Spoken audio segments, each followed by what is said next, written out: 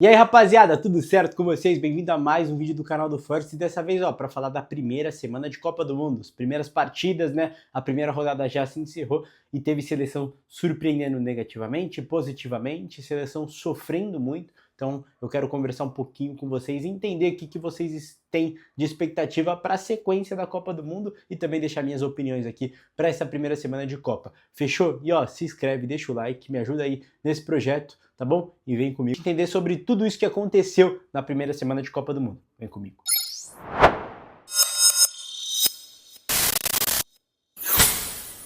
A primeira conclusão que eu cheguei foi o nervosismo de estreia, né? Falta muito mental para os jogadores estrearem numa Copa do Mundo, e eu acho que isso é justificável, né? Porque é uma Copa do Mundo, é você representando mais de 10 milhões de pessoas, dependendo do seu país, enfim, você representa a sua nação, toda a sua família e toda a população do seu país. Então é um nervosismo gigante mesmo, eu imagino. E eu acho que isso ficou muito claro, principalmente com o Brasil. Eu falei disso no vídeo que eu comentei sobre a seleção brasileira, e eu acho que vem tirando isso das últimas Copas. Em 2014 começamos perdendo para a Croácia na Neoquímica Arena, em 2018 a gente empata com a Suíça, né, em um jogo também que o Brasil é muito superior à Suíça, mas tem um nervosismo, e também em 2022 até o gol do Richarlison sair a gente demora muito, é um jogo muito ansioso do Brasil, e ficou claro isso contra Marrocos, né, um jogo muito nervoso da seleção brasileira, com erros de passes básicos assim, que a gente sabe que os atletas não erram isso, né? Pro cara estar lá na seleção brasileira, para estar onde ele tá, ele tem que acertar um passe daquele, e a gente viu que não é normal o que aconteceu com o Brasil, principalmente nessa situação de erros de passe, de finalização, que é falta de jogadas. Então eu acho que esse nervosismo fez muito parte do Brasil nessa partida de estreia, e eu acho que isso vai mudar, porque os atletas vão se adaptando, né? E também não foi só o Brasil. Espanha e Portugal sofreram muito também, com ansiedade de fazer o gol, de querer fazer o gol logo, e foi chuveiro na área, foi tentar ataques rápidos e perder a posse de bola, então cedendo, né, contra-ataques. Então esse nervosismo eu acho que acabou impactando negativamente, principalmente para essas três seleções, né? Que são seleções que a gente sabe que tem muita qualidade, são favoritas ao título sim da Copa do Mundo, né? Pode surpreender no futuro, mas esse nervosismo de estreia ficou claro e fica claro em todas as Copas do Mundo, né? Isso também é a Argentina, que perdeu a sua estreia na Copa passada. Então, na minha opinião, vai mudar totalmente o jogo principalmente dessas três seleções, né? Porque foi um jogo muito ansioso e isso vai acabar evoluindo para as próximas partidas. Além do nervosismo, eu achei outro ponto muito importante para a gente analisar, que é a linha de 5 zagueiros, né? 3 zagueiros, 2 alas, enfim, como você quiser, mas que as seleções tiveram muita dificuldade, principalmente essas três, né? Que foram as maiores decepções, né, num geral da Copa, dessa primeira semana de Copa do Mundo, e a linha de 5 vem dando muito trabalho, né? Brasil sofreu, claro que o Marrocos ainda teve mais a posse, é uma equipe mais qualificada, é a 7ª no ranking mundial, fica atrás do Brasil, inclusive, e enfim, mas é uma linha de 5 que quando o Brasil teve a posse foi muito difícil infiltrar, foi uma jogada individual do Vini, de drible, de velocidade, que conseguiu acabar fazendo um gol, mas muita dificuldade para jogar contra essa linha de 5. Portugal a mesma coisa, o Congo fez uma linha de 5 impecável, assim, que sofreu o primeiro gol, mas depois não sofreu mais com ataques de qualidade, chutes ao gol, então muito difícil infiltrar na defesa do Congo. E Cabo Verde também, além dos 5 zagueiros, teve o Vozinha, que fez milagre atrás de milagre, grande partida do Vozinha, e claro, isso também atrapalhou muito, porque a seleção que gosta de jogar com a bola, o Brasil, por exemplo, tem o Vini, que é velocista, né? O Rafinha também, que gosta de avançar, de atacar o espaço, então sofreu muito, né, o Brasil, e também Portugal e Espanha com essa linha de 5. Outro exemplo da linha de 5 foi a Croácia, mas a Croácia ainda saiu mais para o jogo e acabou levando o gol ali da Inglaterra. Também o pênalti no começo condicionou muito o jogo para a Croácia sair mais ao campo, né, e foi o melhor jogo, na minha opinião, dessa primeira fase, mas também jogou com linha de 5. Então eu acho que essa linha de 5 vai surpreender muito ainda nessa Copa do Mundo e vai continuar dando trabalho para essas grandes seleções que gostam de ter a posse, de ter mais controle da partida, porque aí vai ter o controle ali no meio campo e a defesa vai estar muito bem postada. Foi exatamente o que aconteceu com Espanha, Brasil e Portugal. Outro ponto que ficou muito claro nessa estreia de Copa do Mundo é que não existe mais seleção besta. A gente já vem aprendendo isso há bastante tempo, né? E as seleções vêm ganhando muito, se qualificando muito, vem tendo grandes nomes. Pelo menos uma seleção tem um grande nome, que joga em um time europeu, que disputa a competição europeia, que está no alto, né, do futebol mundial. Então toda seleção tem um craque, podemos dizer assim, e que joga em grande time. Até o Uzbequistão tem o zagueiro que joga no Manchester City, o atacante também que fez o gol que joga na Turquia e é um cara interessante da gente ficar de olho. Então, as seleções não tem mais isso, não tem mais, o Brasil vai passar o carro, né? A Espanha, a Alemanha, né, passou o carro em Curaçao, sim, mas colocou o pé no chão e jogou com muita seriedade, porque a Alemanha faz há muito tempo, né? A gente, infelizmente, sabe muito bem.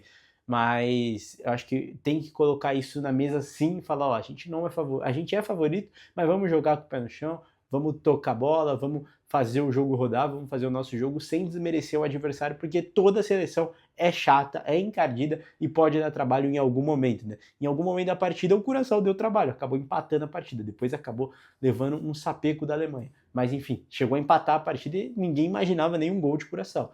Então, as seleções podem sim, em algum momento do jogo, dificultar e condicionar esse jogo, essa partida, num erro, num jogo mais equilibrado em algum momento da partida, acaba prejudicando a maior seleção, né? Então, acho que isso pode atrapalhar muito. Então, coloca o pé no chão, vamos jogar, porque as duas seleções têm qualidade e também estão ali para ganhar. É uma Copa do Mundo e todo mundo vai dar a vida pelo seu país. Análise com vocês, então vocês comentem muito aí, que eu quero saber de vocês quem vocês acham que é a favorita depois dessa estreia, quem surpreendeu positivamente, negativamente. Eu vou deixar minha opinião aqui. Eu acho que quem se fortaleceu muito é França e Argentina, cresceu, né, já mostrou seu potencial, manteve o nível, na verdade, de falar, ó, a gente é favorita, a gente cresce em jogo grande, a gente conseguiu estrear muito bem numa Copa do Mundo. A França um pouquinho nervosa no começo, a Argentina tem um baixinho que não fica nervoso em algum momento da sua vida, né? E então teve essa maior tranquilidade do que a França,